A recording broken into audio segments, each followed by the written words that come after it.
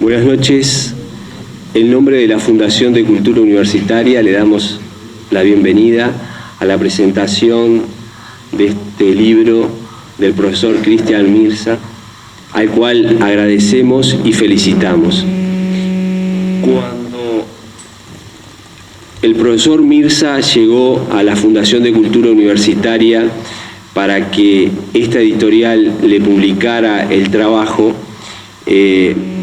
después de analizar en especial lo que hace a la pertinencia del autor, enseguida optamos porque sí, era un trabajo que ameritaba que la Fundación de Cultura Universitaria publicara y tuviera dentro de su fondo bibliográfico. Hoy el auditorio no es un auditorio de derecho, como habitualmente estamos acostumbrados en la Fundación de Cultura Universitaria, y por eso les pido disculpas, pero vamos a presentar un poquito a la Fundación de Cultura Universitaria, que muchos de ustedes la conocen evidentemente, pero quizás alguien no la conozca. La Fundación de Cultura Universitaria es una organización fundada por el Centro de Estudiantes de Derecho de la Universidad de la República. El año pasado cumplimos 50 años de vida y el objetivo de esta fundación es justamente dar a publicar los trabajos e investigaciones en el área jurídica. Pero, sin embargo, siempre ha publicado y ha entendido que tiene que trabajar también con el resto de las ciencias sociales. En el marco de esto que acabo de decir, se optó por publicar el trabajo del profesor Mirza.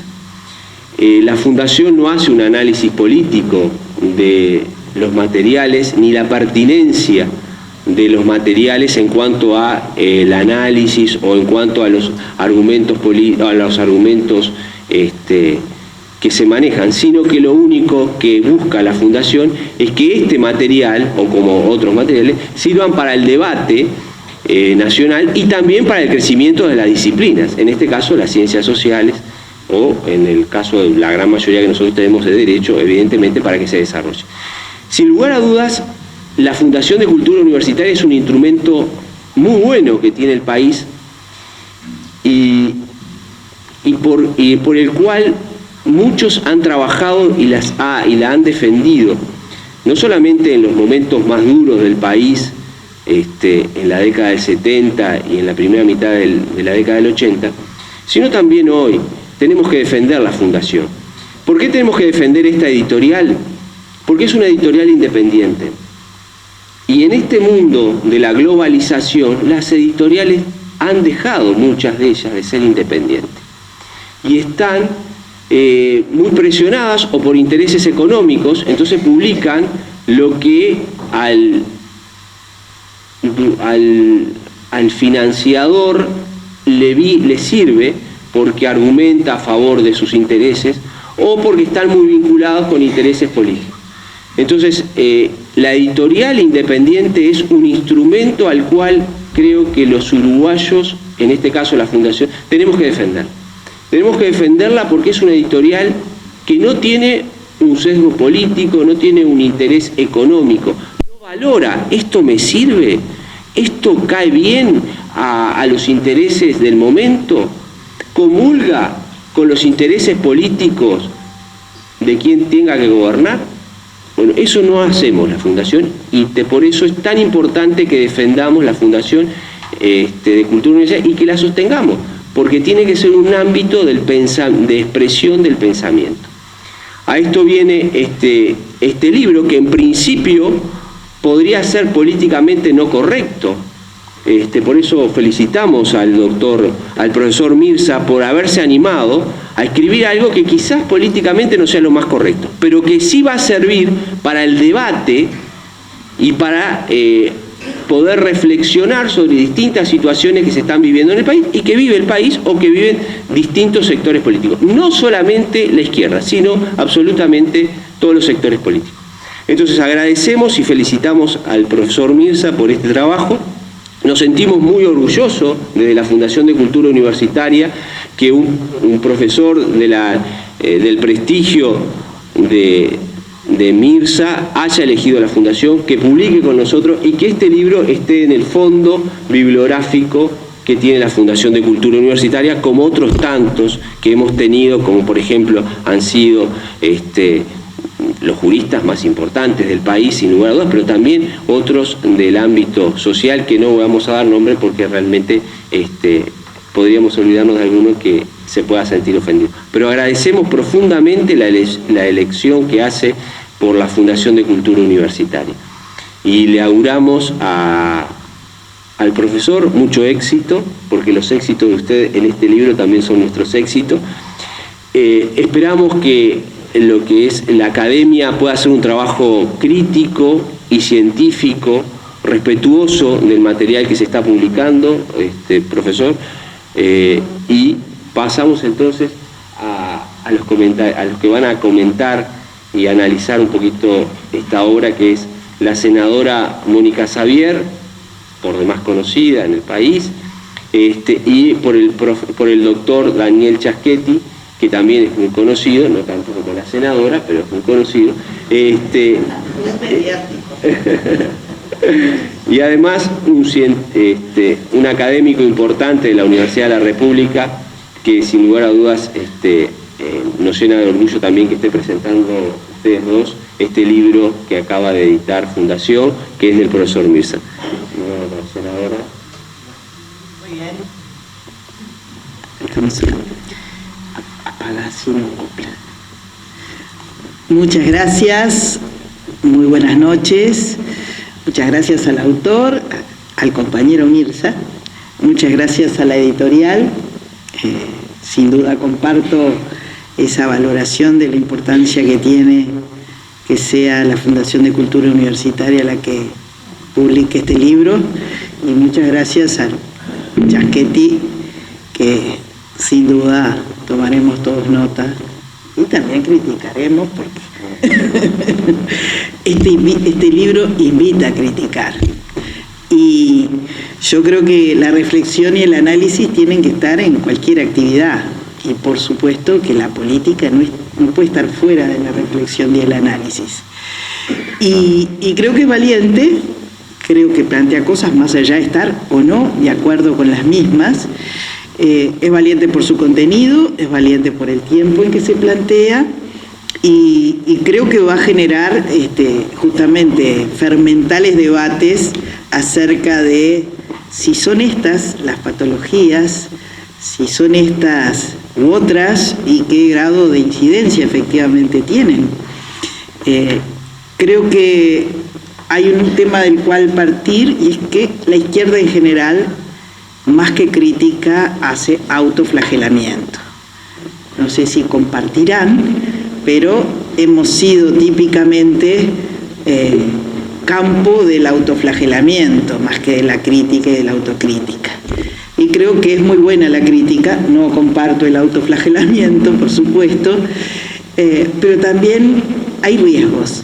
Y cuando tenemos, como desde hace 15 años, la posibilidad de estar en el gobierno nacional, y desde hace 30 en el gobierno de la mitad del país, del gobierno de Montevideo, o de varios departamentos del interior, puede que aquellas características más típicas las dejemos de lado para, bueno, entre otras cosas, nunca encontrar el momento adecuado para hacer esas críticas profundas, y siempre decir, bueno, ahora que estamos en campaña electoral, ahora que vamos a asumir el gobierno, ahora que hay tal situación crítica. Y entonces yo soy partidaria, así como en mi rol de militante y de senadora defiendo los gobiernos frente amplistas, sin dejar de reconocer las sombras y los errores, también creo que nos falta reflexión sobre qué cosas hacemos, por qué las hacemos,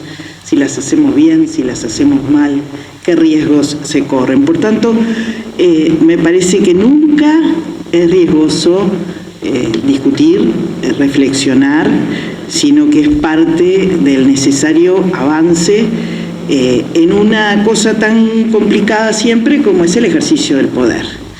Y cuánto tenemos de coherencia entre lo que siempre hemos defendido y son nuestros principios, nuestros postulados esenciales, y después la forma de llevarlos efectivamente adelante. Así que creo que los que no lo hayan leído lo van a leer de un tirón, porque a ver qué otra cosa Cristian pone acá y uno tiene la necesidad de decir, bueno, y con este planteo, ¿cuáles son las realidades que está cuestionando, que está interpelando? Creo que hay también que tener una prevención y decir, bueno, como todos seres de izquierda, tenemos utopías. La realpolitik no debe ser nuestra guía, pero ojo con evaluar de acuerdo a la utopía, a lo ideal. Siempre vamos a estar muy por debajo. Esa tensión no es fácil de resolver, ni la autocomplacencia, ni tampoco pensar que, bueno, como no hemos llegado a todos los objetivos finalistas, entonces estamos mal. Entonces, me parece que hay que recordar a Galeano en aquello de que, bueno, la utopía sirve para caminar, y sin duda no hay que perderlas, pero al momento de rigurosamente ver cuáles son los comportamientos, cuáles son las posibles desviaciones, tenemos que adecuarnos a algo que no suponga lo imposible. Y esto no es autocomplacencia, no es barrer bajo la alfombra. Creo que además es imprescindible y bueno que este libro se haya hecho desde una metodología de inmersión y emersión, porque Cristian se pone dentro de estas cuestiones en la medida que ha tenido responsabilidades y también sale. Entonces, muchas veces tenemos el riesgo de que cuando se nos critica demasiado de afuera de la política y uno siente que muchas veces la crítica puede terminar siendo injusta porque las cosas son complicadas en la política, las tensiones son permanentes, a veces la gente pretende una calma y un consenso y un acuerdo que no es posible. Y entonces nos cuesta mucho más decir, bueno, las tensiones, las críticas, ¿nos hacen avanzar? ¿Nos hacen ser mejores? Y sin duda que sí. Claro, cuando hay determinadas actitudes como esa del autoflagelamiento, a veces no son tan constructivas. Pero me parece que esto de haber sido parte y de ponerse hoy en un lugar un poco más afuera de todas esas responsabilidades, ayuda a dar la plenitud con la que se evalúa y se escribe este libro. No se empantana en la crítica, se propone reaccionar frente a las cosas y eso también es muy positivo, y reivindicar aquellos valores que nunca pueden tener flexibilidad, como la ética. Y la ética para la izquierda, como cualquier error que pueda eventualmente cometer la izquierda, siempre lo va a pagar mucho más caro que la derecha. Pero no es solo una cosa de cuánto nos va a salir tal error o tal otro. Es si desnaturalizar el comportamiento ético es compatible con los principios que siempre hemos postulado. Y es indisoluble. No se puede estar diciendo, bueno, acá en materia ética se puede correr un poquito el límite. Creo que no, y creo que cuando en la página 42 él dice el valor de la ética, y abro comillas, una cosa son errores circunstanciales y otra muy distinta las patologías instaladas, creo que marca claramente eso que a veces es difícil y que en este mundo en que todo da igual y todo es medio parecido y no es así, es bueno señalar cuáles son errores y cuáles son patologías ya instaladas. Otra de las cosas, y me parece bueno el entrecomillado para decirlo, comportamiento recurrente, sistemático, internalizado al punto de perder la conciencia real del malestar que genera. Y esto es muy importante porque justamente la reflexión hay que hacerla de forma permanente y con el afuera. No hay que hacerla en los endogrupos en donde, bueno, la autocomplacencia es lo que en general se da. Hay que ver ¿cómo responde frente a las decisiones de la política la ciudadanía, el objeto de nuestro compromiso, ¿no? Y lo que uno a veces cree estar haciendo con la mejor inspiración, no termina siendo comprendido o no termina siendo efectivamente lo que se necesitaba. Entonces, creo que cuando en particular están señalados estos desvíos de la conducta, es bueno porque nosotros tenemos que hacer ese análisis, lo tenemos que hacer permanente, no puede ser visto como acusador, sino en el enriquecimiento de lo que muchas veces no somos conscientes nosotros, y sí la gente nos reclama dar otra señal en ese sentido. Creo que estamos desde el punto de vista civilizatorio en grandes cambios y que a veces no entendemos esos cambios o las repercusiones que puede tener sobre nuestra actividad, y somos personas que estamos sumamente expuestas en cada una de las cosas que decidimos hacer.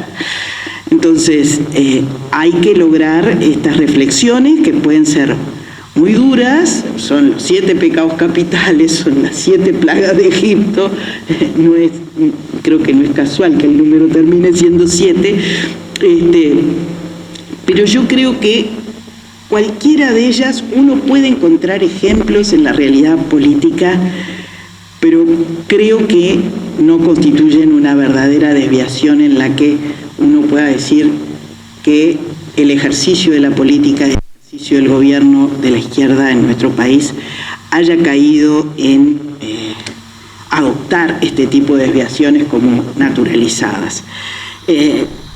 Creo que el despotismo ilustrado, uno puede entender que hay gente y enojarse frente a dirigentes o hacedores políticos o decisores políticos que ponen su conocimiento, su sapiencia por encima de lo que uno cree que tiene que ser el ida y vuelta a la comunicación hacia el ciudadano o la ciudadana.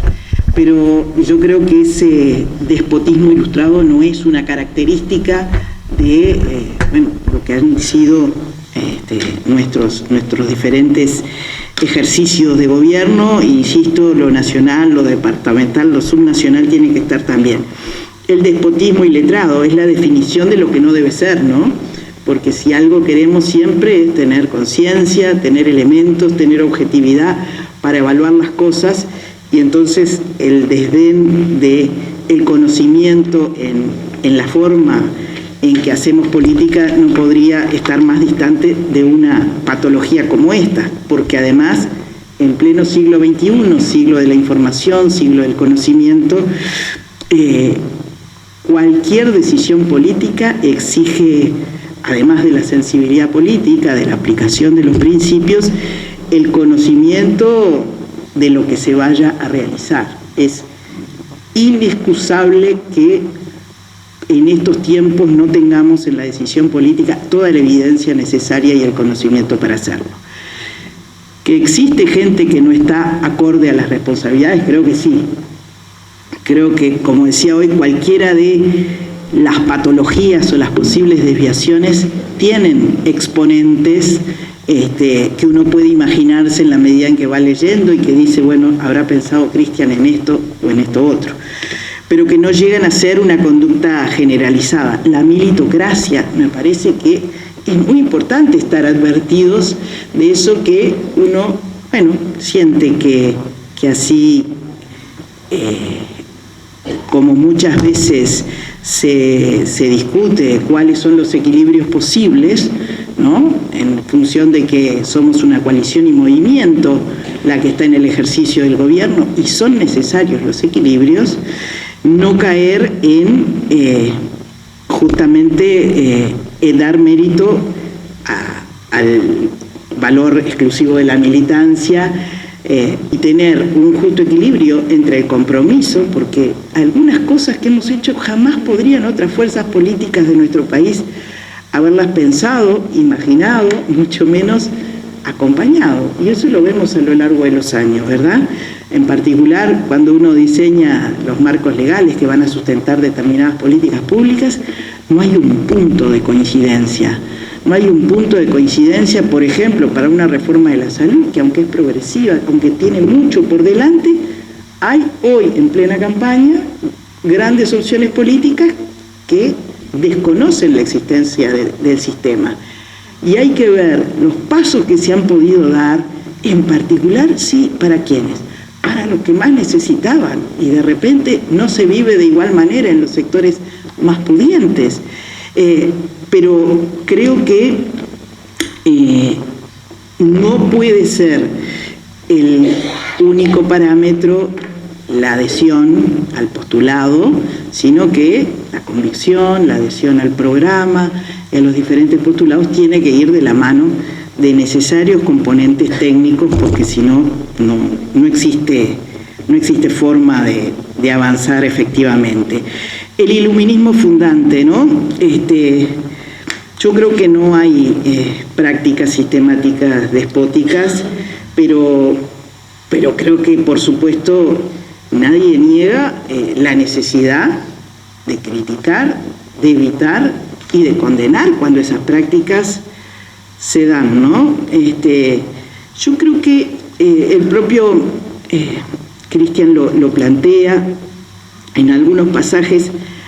Hay avances en la designación de todos los cargos, aquellos que son concursables, aquellos que tienen el tema de la particular confianza, que son cosas que son muy difíciles de entender para la gente. Siempre se ve como una desproporción absoluta, ¿no? Y hay que poder explicar por qué algunas de esas cosas son imprescindibles. Cuando uno quiere hacer esas modificaciones que son tan de raíz, se encuentra con que en otros tiempos de la República los blancos y los colorados tuvieron que pactar para que un gobierno de otro color no le sacara el funcionariado y los cuadros intermedios. Y nosotros reformamos la casa con la gente adentro y dimos garantías a todo el mundo. Entonces, muchas veces lo primero es la resistencia burocrática o la resistencia política a poder llevar adelante determinados planteos. ¿Esto es ser complacientes? Bueno, yo creo que hay que planteárselo siempre, si es ser complaciente con los compañeros, si es estar flexibilizando los límites, pero creo que flexibilizarlos mucho es absolutamente condenable, pero creo que hay que discutirlo en función de esas tareas que se acometen y que el nepotismo ilustrado, claro, es un escándalo cuando ocurre y hay que condenarlo, y en un país de nuestra dimensión cualquier cosa, a veces justificadamente y a veces injustificadamente, generan las tales bataholas, ¿no? Sobre todo en tiempos de noticias falsas, en tiempos de distribuir imágenes que no corresponden. Bueno, todo eso está en el condimento y creo que son parte de las cuestiones que la realidad actual nos da cuando hay un análisis de la naturaleza de este libro, en lo que uno, con responsabilidad, se pone a analizar efectivamente cada una de las cosas. Como decía, aspectos en los que se ha mejorado: el concurso, el Uruguay concursa, herramientas para determinadas políticas públicas que despejan prácticas clientelares. Entonces uno dice, bueno, es horrible que la gente todavía siga viniendo a pedirnos trabajo, ¿no? Y entonces uno tiene que decirle que no es así, ¿no? Darle toda la explicación porque la gente se lo merece. Pero aún la respuesta muchas veces sigue siendo: no tuve oportunidades cuando estaban los blancos y los colorados. Y ahora que está el frente, que también he peleado por el frente, tampoco tengo oportunidades. El avance en conciencia de que no es por ahí nos va a seguir llevando mucho tiempo, ¿ah?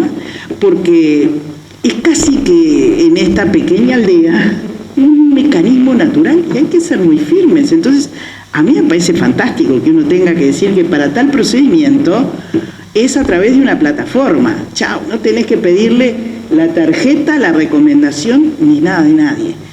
¿Que esté erradicado? Creo que no, porque hay dos componentes. Uno es la conciencia ciudadana, que aún no ha cambiado lo suficiente, y otro es qué hacemos nosotros para decir que eso no tiene cabida en una sociedad democrática, porque los mecanismos tienen que ser otros. ¿Y cuáles son los mecanismos idóneos, no? Porque por más que hemos instalado, y ahora recientemente la Ley Orgánica Militar, incorpora el concurso, menos para el escalafón superior, porque sin duda que ahí sería imposible, y es una resistencia feroz y una autodefensa de los sectores a los que le introducís un cambio de esto. Cuando, después de todo ese esfuerzo, alguien te dice, sí, pero siempre están apañados los concursos. Entonces decís, bueno, sí, te genera otro problema, pero hay que hacerlo, dame cuál es la solución perfecta para alguna de estas cosas. Entonces, yo creo que cuál tiene que ser, como lo plantea Cristian, todas estas patologías. No cambiar, no desnaturalizar los principios.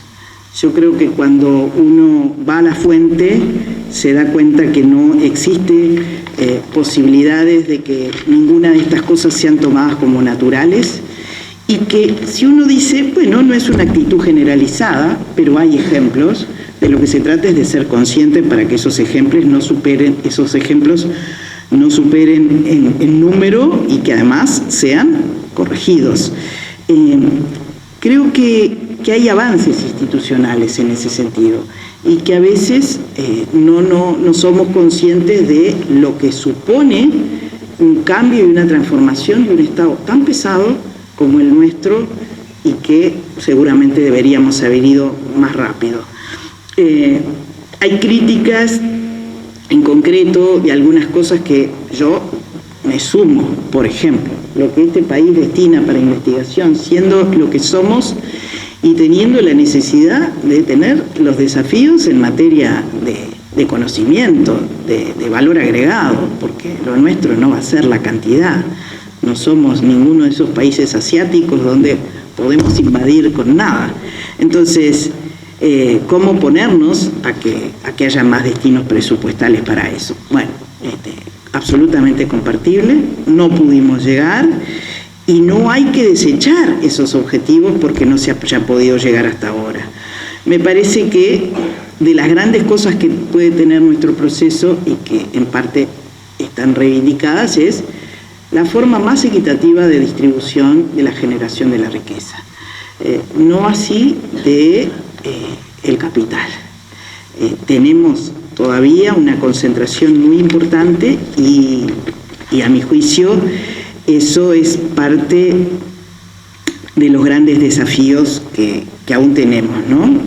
Pero creo que el asunto es que esta sociedad que nos planteamos todos los seres de izquierda, de más equitativa, más justa, más igualitaria, no es una tarea exclusivamente de las dirigencias, exclusivamente de los gobiernos, es una tarea en la que todos tenemos parte y creo que un instrumento como esté uno dentro de una estructura gremial, política o fuera, nos hace reflexionar y en esa construcción el libro es muy importante.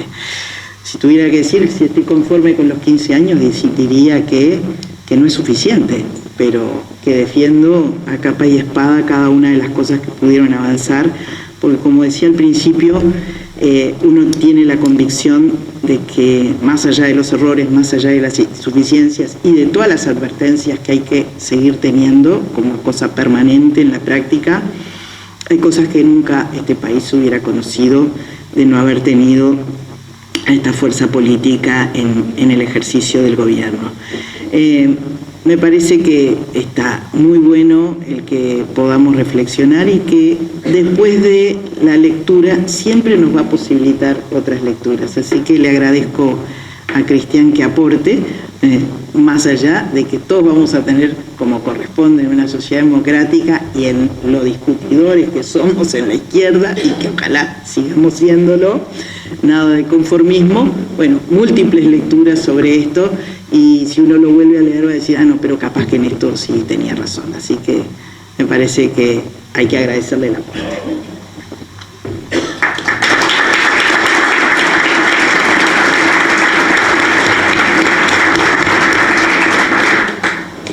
Muchas gracias, senadora.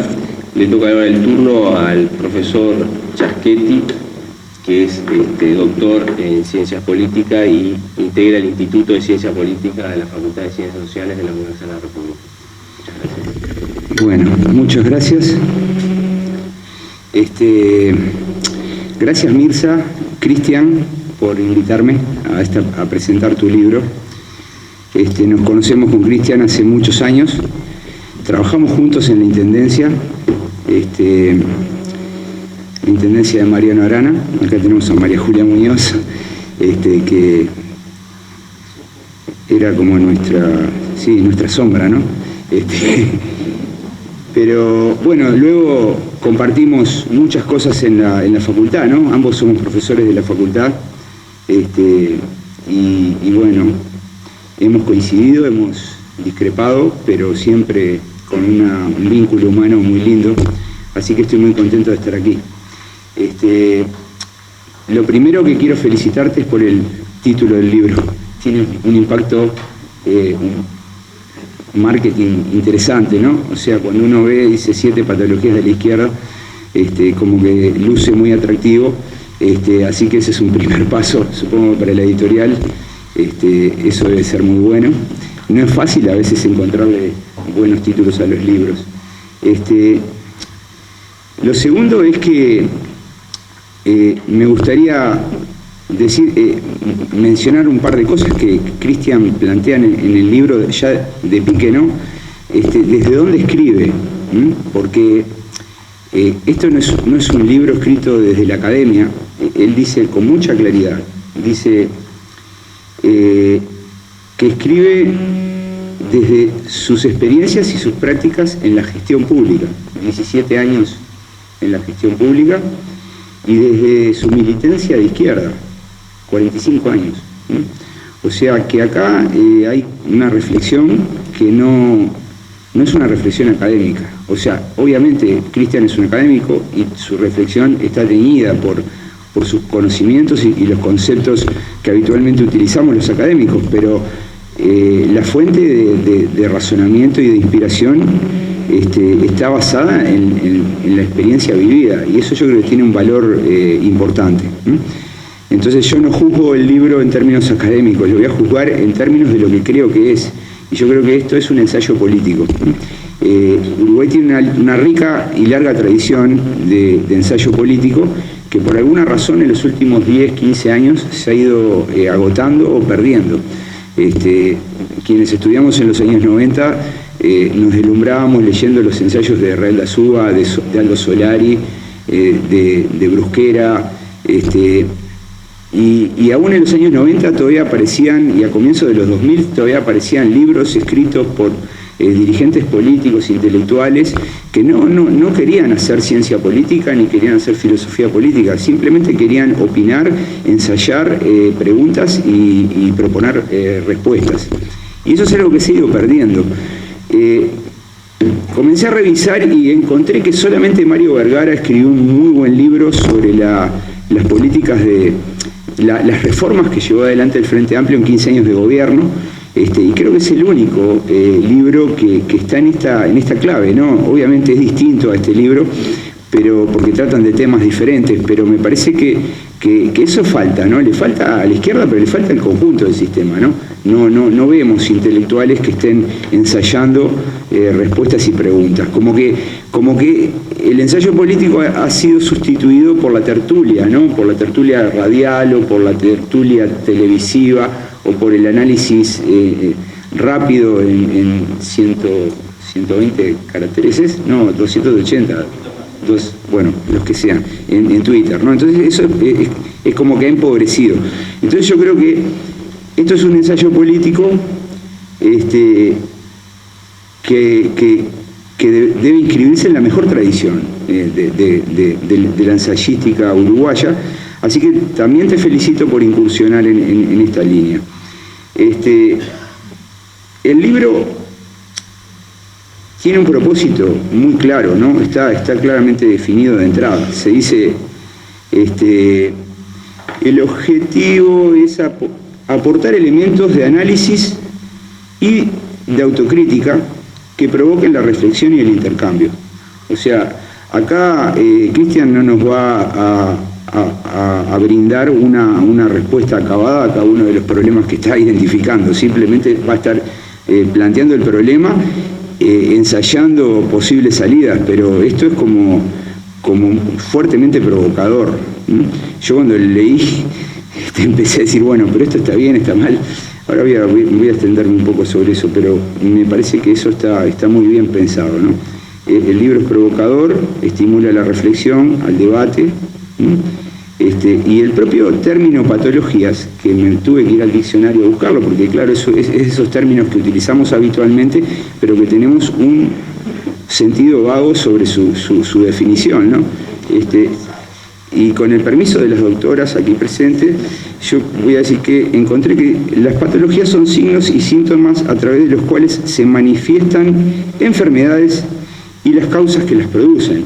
O sea, es un concepto que abarca no solamente a la enfermedad y todos los signos que de ella se desprenden, sino también a las causas, ¿no? Entonces, me parece que el concepto de patología está muy bien utilizado, ¿no? Entre paréntesis, en las ciencias sociales nos encanta robar términos de otras disciplinas, sobre todo de las disciplinas médicas, de las disciplinas más duras, ¿no? Yo, en mi primer libro, yo escribí tres libros. Mi primer libro lo escribí en el año 98, se llamaba Un enfermo imaginario, después te acordás, Cristian. Y le robamos el título a Molière, pero nosotros queríamos mostrar de que el sistema político no necesitaba la reforma del 96. Y dividimos el libro en tres partes. La primera se llamaba Anatomía, era la descripción estructural del sistema político. La segunda se llamaba Fisiología, explicaba cómo funcionaba el sistema político. Y la tercera se llamaba Higiene, que eran nuestras propuestas para respecto al inconveniente que era la reforma constitucional del 96.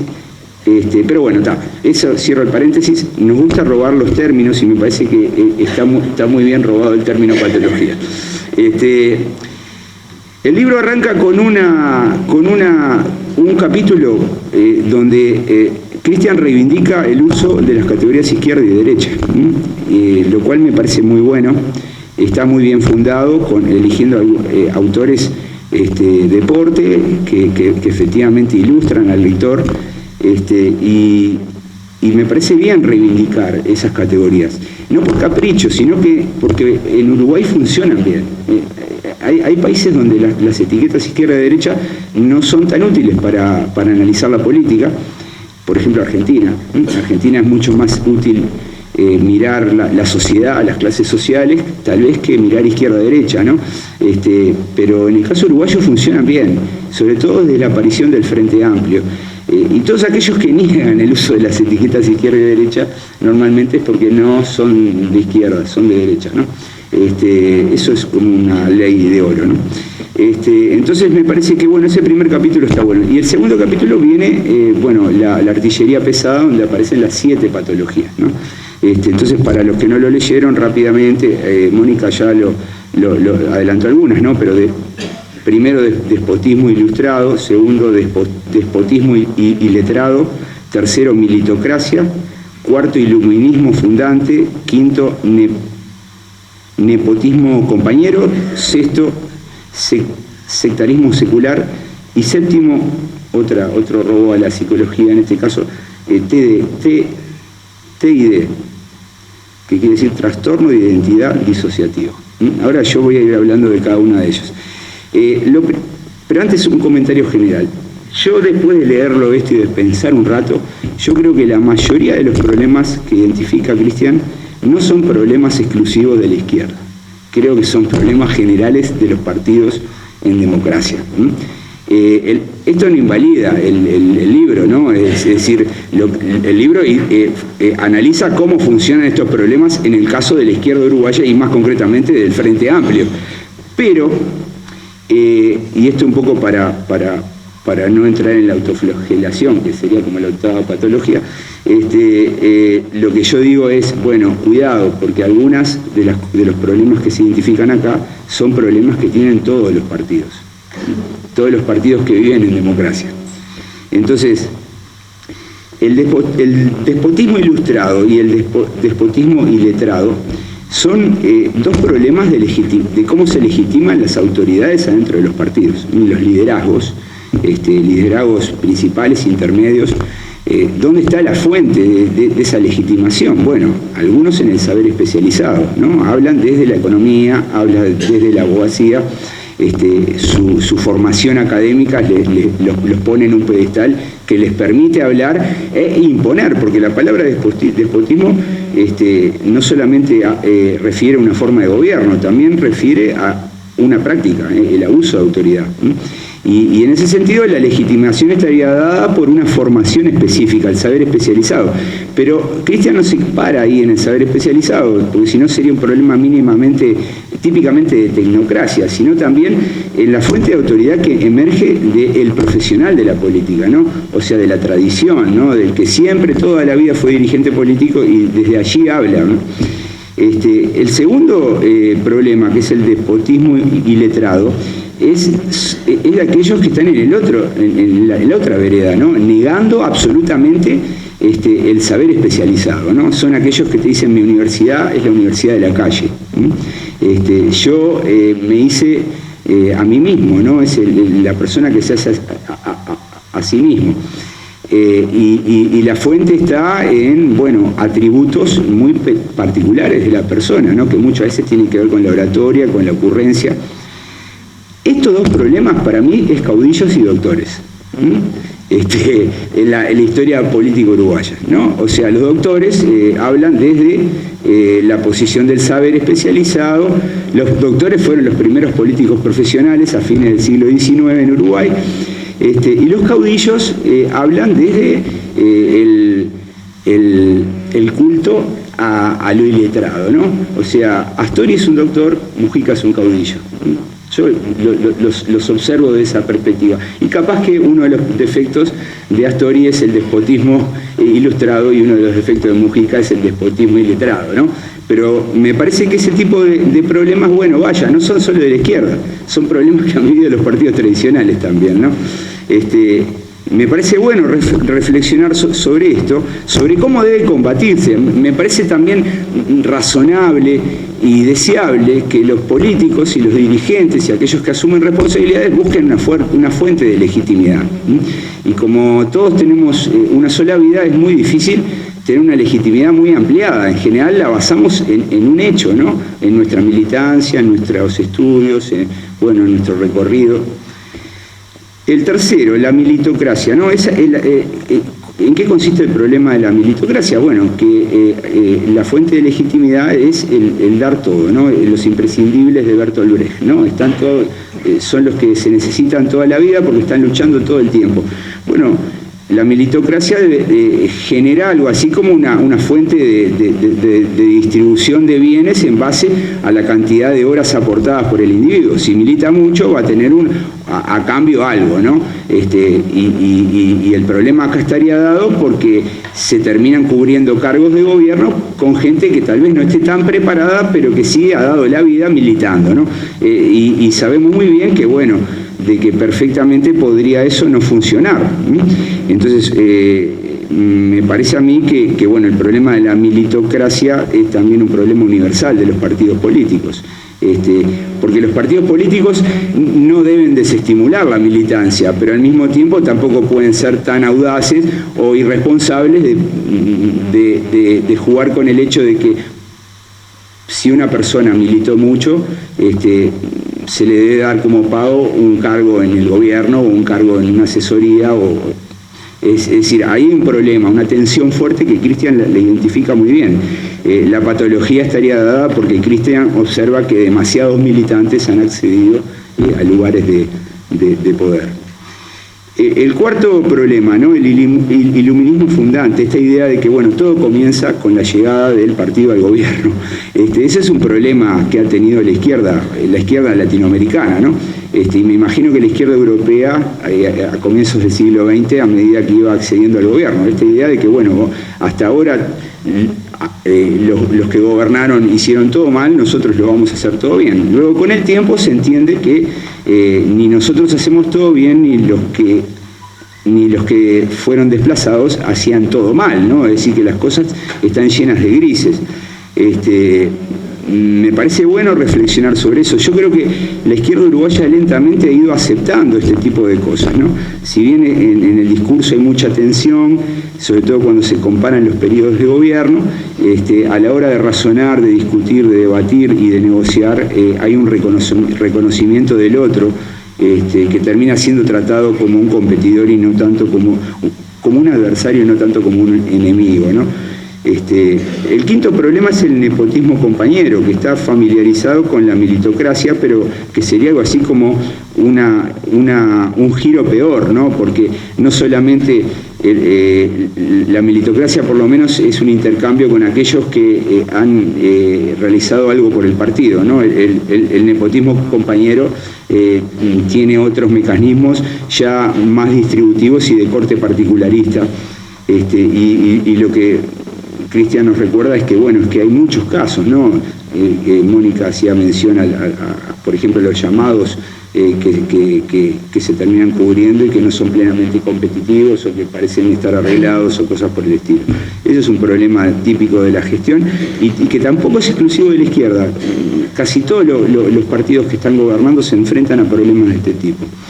El sectarismo secular, bueno, que está muy ligado a la historia propia, ¿no? Cristian comienza razonando, dice, bueno, los partidos de vanguardia, el foquismo, ¿no? Esa idea de que un sector político está ungido o cree que tener toda la razón y es difícil encontrar razones o argumentos en el otro. Bueno, este es un problema general también de los partidos uruguayos, ¿no? Yo he visto, bueno, si ustedes son finos y observan con mucho cuidado, van a ver también en los partidos tradicionales disputas y luchas respecto a quién tiene la razón, ¿no? Por ejemplo, en el Partido Colorado hoy se discute si Italia es suficientemente colorado, ¿no? Lo cual es como insólito, porque el Partido Colorado está en su mejor momento de los últimos 15 años, y sin embargo, bueno, hay una disputa de ese tipo. O sea, que en realidad las disputas respecto a quién tiene la razón y quién tiene la mirada correcta para decirle al partido hacia dónde debe ir, es un problema de los partidos que compiten en democracia, y sobre todo de los uruguayos que tienen fracciones, que tienen agrupamientos en su interna, ¿no? Finalmente, el séptimo, ¿no? que tal vez es un problema realmente grave, ¿no? Que él lo llamó ingeniosamente trastorno de identidad disruptiva, es así, ¿no? Disociativa, perdón. Es la idea de que, bueno, un partido que llega al gobierno y que tiene unos ideales y unas metas y unos programas, luego a la hora de gobernar se enfrenta con la realidad, ¿no? La realpolitik y los límites que esa realidad le impone, ¿no? Entonces muchas veces esos sueños, esas metas, esas orientaciones escritas en los programas están muy alejadas de lo que finalmente se consigue. Y ahí hay toda una discusión, porque este es un dilema de todos los partidos programáticos, ¿no? Cuando un partido programático llega haciendo una promesa y luego no se cumple, ahí se genera la desconfianza, digamos, la decepción, ¿sí? Y nos llevamos a preguntar, bueno, pero este partido era tan de izquierda como nosotros pensábamos, o en realidad se olvidaron y ahora que llegan al gobierno. Entonces ahí hay un problema bastante complicado sobre el cual, evidentemente, como dice Cristian, la izquierda ha reflexionado poco, ¿no? Como el libro está bastante redondito, Cristian nos brinda unas soluciones o unas recomendaciones, ¿no? que pasan por volver a cuestiones sustantivas que hacen a la identidad de la izquierda. Mónica ya habló de la ética política, pero Cristian agrega otras cosas interesantes, ¿no? Es decir, el control ciudadano, ¿no? Yo creo que el control ciudadano se ha intentado instalar en las políticas públicas del Frente Amplio. Hay una colega nuestra, Alexandra Lisbona, que está haciendo una tesis de doctorado en la Universidad de San Martín, donde ella estudia en qué medida los gobiernos del Frente Amplio abrieron la participación en sus políticas públicas. Y el número de casos que he encontrado es francamente asombroso. Lo que pasa que, bueno, claro, muchas veces pasan desapercibidos, pero hay innovaciones que me parece que son interesantes. El control ciudadano es algo determinante, le da oxígeno y ventila todos los mayores problemas, ¿no? Luego la idea de más participación, más democracia, eso yo lo interpreto un poco en clave de cuál es la orgánica hoy del Frente Amplio, ¿no? Y las formas que a veces parecen un poco restringidas de cómo se toman decisiones, cómo funciona ese embudo, ¿no? Que va de los comités de bases hacia el vértice del partido. La cuarta propuesta es la de evaluaciones sistemáticas programadas, que es algo que bueno, que eso se hace, por ejemplo, los alcaldes lo hacen todo el tiempo, ¿no? Una vez al año van y someten sus políticas, que claro, son muy débiles porque las alcaldías no son muy fuertes, pero que lo hacen, ¿no? Hay un acostumbramiento a la rendición de cuentas. Y bueno, y finalmente la formación de cuadros dirigentes, ¿no? Que es algo asombroso que el Frente Amplio no tenga una escuela de cuadros. Creo que ahora la tiene, pero que es muy débil. Está Rodrigo Arocena, pero que me parece que un partido del porte del Frente Amplio debería tener algo un poco más sólido y desarrollado. En suma, bueno, yo no quiero estirarme mucho más. Creo que este es un libro, es un buen libro, es un libro para leerlo, para molestarse, enojarse, buscarle soluciones, darle la vuelta, imaginarse. Por ejemplo, yo me puse a pensar si además de estos 7 problemas identificados no hay algún otro, y yo creo que hay otros, pero bueno, ya de por sí el libro te obliga a ponerte en movimiento, y creo que bueno, que vale la pena leerlo y que va a ser de gran ayuda, y espero que atrás de este libro vengan otros más. Ojalá que algunos se enojen y te contesten y cosas así, porque eso va a ser saludable para la política de la izquierda y para la política en general. Gracias.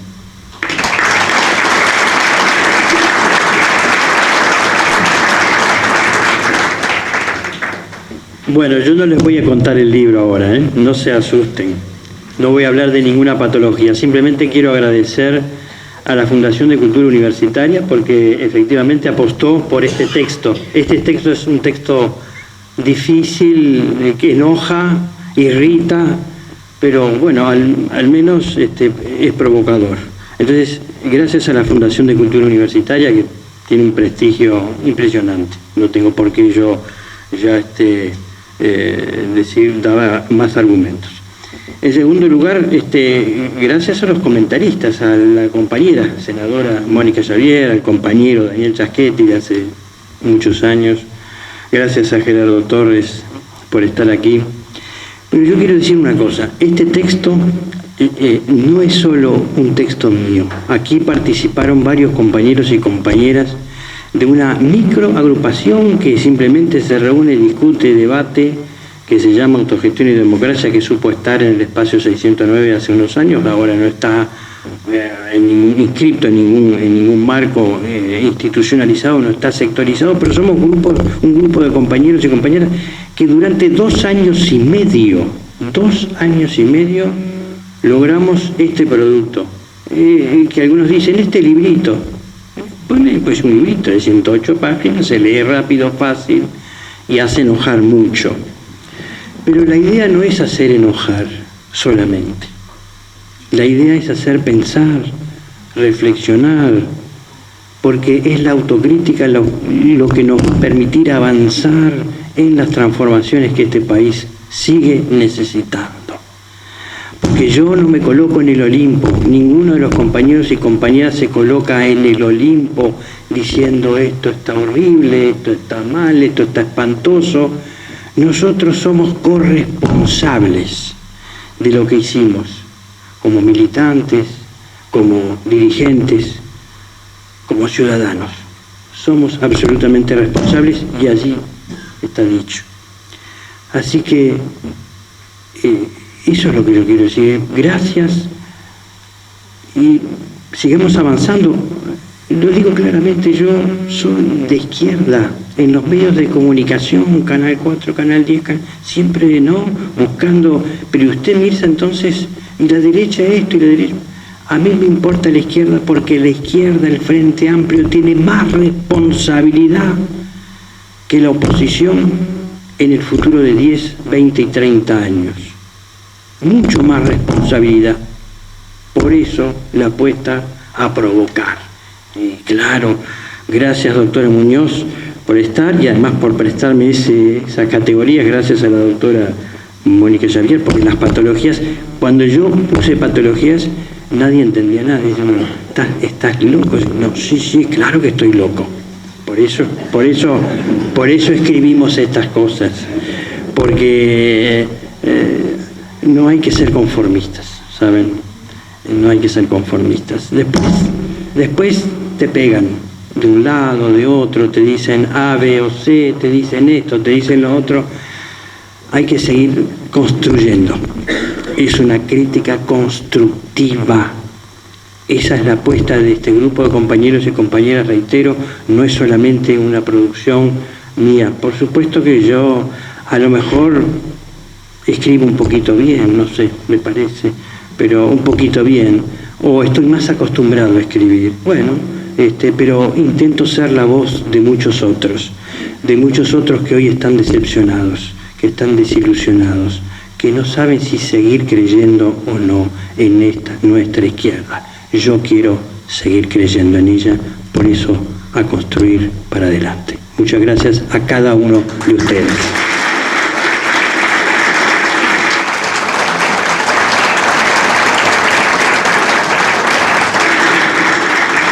Mejor.